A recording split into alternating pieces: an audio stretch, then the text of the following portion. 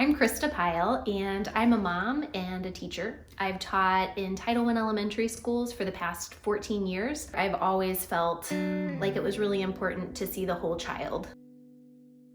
As I work with my students, I've run into a lot of families who have been just having a hard time or needing some extra support. At first, I felt really confident that Springfield had a ton of great supports to offer.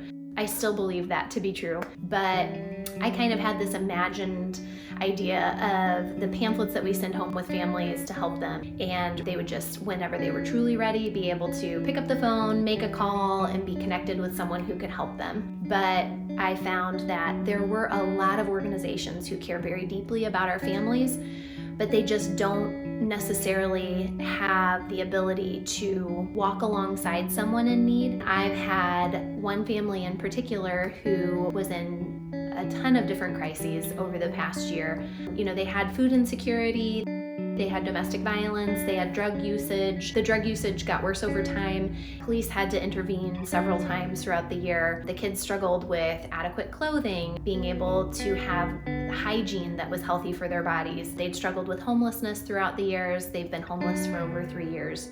The mother of the 2 children I was teaching had voiced that she wanted to get out of the situation with her abuser. And so I told her I would be happy to help her find a place to stay, thinking that, we have so many great domestic violence resources in Springfield and the surrounding areas, surely we could find one. But I've learned that there isn't always space available. It was incredibly challenging trying to help her find a place to stay just for the night.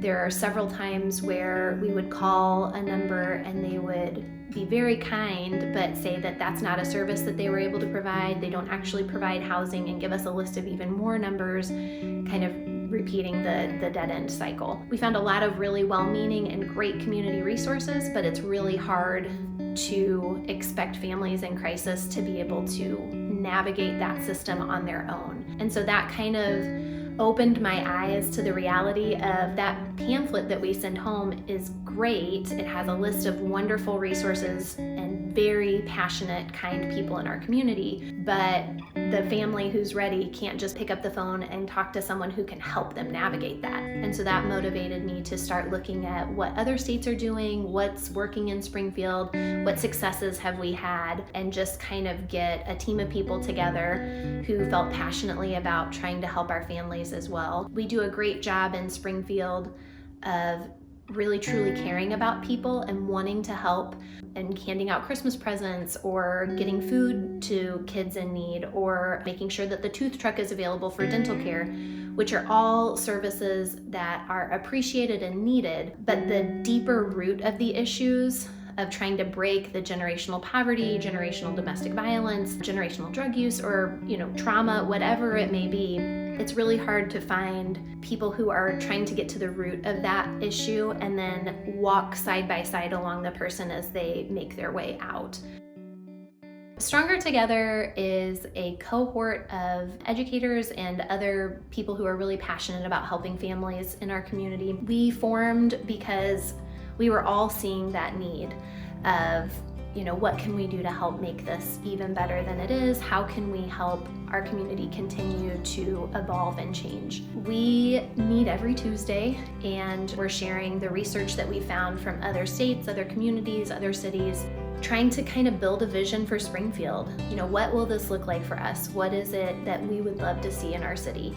So right now, where we're at is that we've developed a website outlining our vision and specific goals that we think would really help our community based on the research that we've done. We're trying to get all stakeholders who are involved together so that we can really develop a community-wide goal and clarify roles and responsibilities, create more of a cohesion between the organizations, and help prevent, treat, and heal the effects of ACEs and toxic stress. ACEs are adverse childhood experiences. There are several different experiences that have been proven to be incredibly traumatic for children and have lifelong impacts.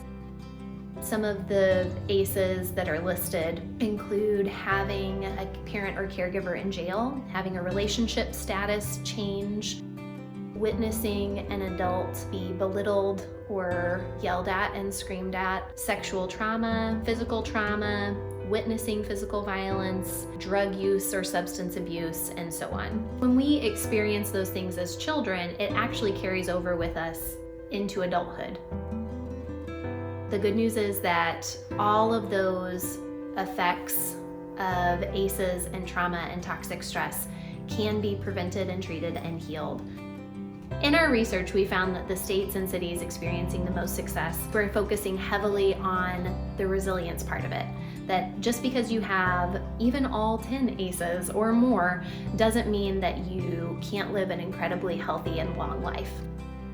If we can unite to prevent, treat, and heal the effects of ACEs and toxic stress, we can build a community in which everyone can thrive because we're stronger together.